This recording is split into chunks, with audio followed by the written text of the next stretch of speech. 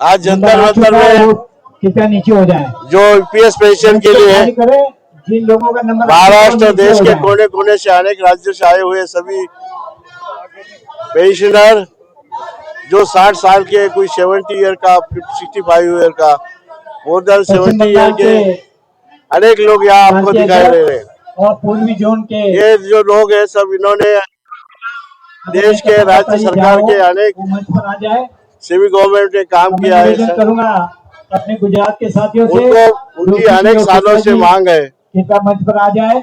वो मांग सरकार के पास, केंद्र सरकार के पास है। अपना उद्बोधन केंद्र सरकार इसकी जल्दी से जल्दी सुने, कृपया ये सब बुजुर्ग लोगों को न्याय दे। दो लोग ही बोल पाएंगे और इनकी मांग सामाजिक न्याय के स्वरूप जो लोग एकदम बराबर है जोशी जी, और अनेक लोगों का इसको समर्थन है। ये कोई राजनीति की बात नहीं है, इसमें कोई राजनीति नहीं है, लेकिन खाली ये जो बुजुर्ग लोग हैं जिन्होंने देश की सेवा की है, इनको पेंशन मिले। पेंशन देना सरकार का कर्तव्य है। सरकार एक जगह एक बाजू अनेक योजना लगा रही है, सरकारी एम्प्लॉइज को सब कुछ कर रही है। ये भी देश के राज्य सरकार के एम्प्लॉइज थे, उनको भी वैसी सलाह, वैसी व्यवस्था करे और यूपीएस पेंशन के माध्यम से उनको निश्चित रूप से आखिरी दिनों में, उनके आखिरी सांस के लिए, उनकी आखिरी समस्या, आखिरी अनेक समस्या है उनकी, वो हल करने के लिए पेंशन दे, ये प्रार्थना रखता हूँ।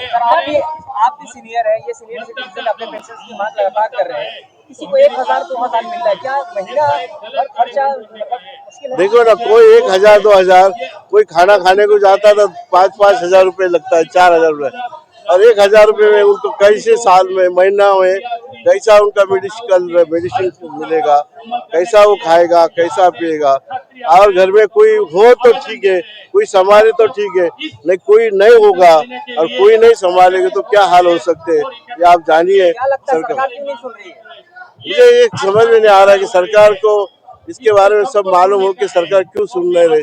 सरकार अनेक योजना सोशल, देश के आदरणीय पंतप्रधान भी अनेक योजना देश में ला रहे, अच्छा काम कर रहे, लेकिन ये क्यों नहीं हो रहा है, इसके लिए मैं भी थोड़ा कंफ्यूज में हूँ। तो मांडविया साहब को, सबको मैं एक विनती करूंगा, ये जल्द से जल्दी छोड़े। मैंने मेरी बात यहाँ रखी है, डॉक्टर साहब मैंने इनको कहा है, आज ही मैं दोपहर को मनसुख जी मांडविया जिस विभाग के मंत्री हैं, इनसे मिलकर दोबारा मैंने निवेदन दिया है और बार बार महाराष्ट्र के जितने एमपी है, खास कर शिवसेना पार्टी के एमपी, ज्यादा कर संसद में आपका सभी का ईपीएस 95 का मुद्दा उठाकर आपकी मांग को दोहरा रहे हैं। मैं मेरी पार्टी शिवसेना के तरफ से, मेरे सभी साथियों के तरफ से बार बार इस बारे में आपके राउत साहब और सभी जो ईपीएस 95 संगठन के प्रतिनिधि है, उनसे भी बात कर बार बार हो रही बातों के बारे में भी जानकारी देते।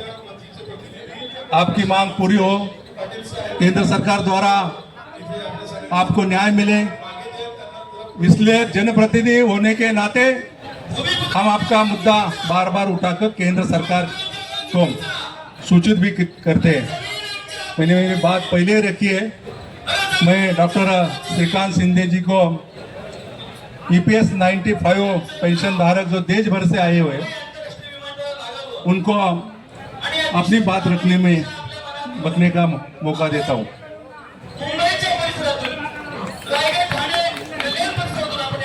गए कई सालों से ईपीएस 95 के लिए आप सभी का संघर्ष शुरू है। हम सभी सांसद हो या एमएलए हो, ये सभी लोग, हम लोग गए कई सालों से देखते आ रहे हैं और मुझे ये पूरा यकीन है कि जिस तरीके से अप्पा बारने जी ने यहाँ पर कहा कि एनडीए की सरकार जो है इस ईपीएस 95 के बारे में पॉजिटिव निर्णय जो है जल्द से जल्द लेगी, क्योंकि हम सभी लोगों ने कोई ना कोई अवसर पर ये EPS 95 का मुद्दा जो है सभागृह में, लोकसभा में उठाने का काम जो है सभी लोगों ने यहाँ पर किया है। इसलिए आपकी भावनाओं से हम सभी लोग सहमत हैं। आपका जो संघर्ष है, आपका संघर्ष गए कई सालों से यहाँ पर शुरू है और वो संघर्ष सरकार तक पहुंचे, इसलिए हम सभी लोग हमेशा फॉलोअप करते रहते हैं। तो मुझे लगता है कि आने वाले कुछ दिनों में सकारात्मक निर्णय जो है सरकार के माध्यम से भी यहाँ पर होगा, क्योंकि ये सरकार जो है प्रधानमंत्री नरेंद्र मोदी जी के नेतृत्व में हमेशा सभी के साथ में रही है। तो आने वाले समय में देखिए ये मुद्दा कैसे हल हो, इसके लिए हमारी कोशिश जो है आपके साथ में जो है जारी रहेगी। लेकिन मैं आपको विश्वास दिलाता हूँ कि जल्द से जल्द ये EPS 95 का मुद्दा भी जो है यहाँ पर सुलझ जाएगा। तो फिर से एक बार मैं सभी का धन्यवाद व्यक्त करता हूँ। ये सब जंतर मंतर पर कई दिनों से, कई सालों से आप सब आंदोलन कर रहे हैं।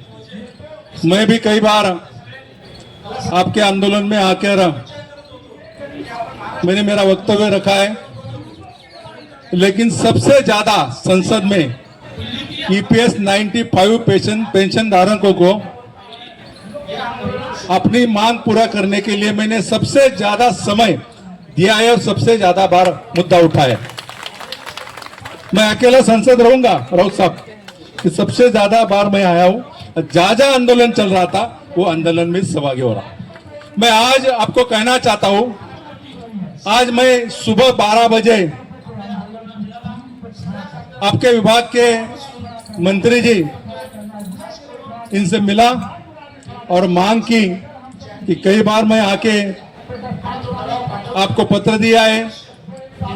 देश भर से जिस उम्र में घर में बैठना चाहिए, जिस उम्र में परिवार के साथ गुजरना चाहिए, उस उम्र में यहाँ आकर जितनी धूप में, कड़ी धूप में आंदोलन करना पड़ता है। उन वरिष्ठ नागरिकों को, उन EPS 95 लोगों को राहत देने के लिए आप जल्दी से जल्दी निर्णय लेना चाहिए। मांडविया जी इस विभाग के मंत्री जी है, उन्होंने मुझे आज आश्वासन दिया है जल्दी से जल्दी आपको इस बात में न्याय देने की कोशिश करेंगे। मैं बोला जल्दी से जल्दी तो हम कई बार बोले, कितने दिन में देंगे?